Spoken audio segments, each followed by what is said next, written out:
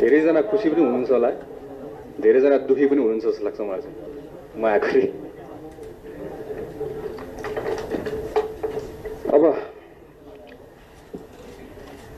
we are here to stay,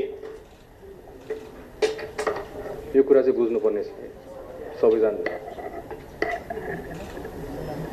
अर्को कुरा, जति पनि आरोपहरू मलाई लागियो, अहिलेदेखि लागेको होइन, जेनजी आन्दोलनदेखि लागिएको छ, म त ठेक्नु सकौँला। तर विशेष गरी आइन्दादेखि कुनै नागरिकलाई, नेपाली नागरिकलाई उनीहरूको अपमान गर्न, उनीहरूको चरित्र हत्या गर्न कसैले प्रयास गरेको खण्डमा गृह मन्त्रालय यसमा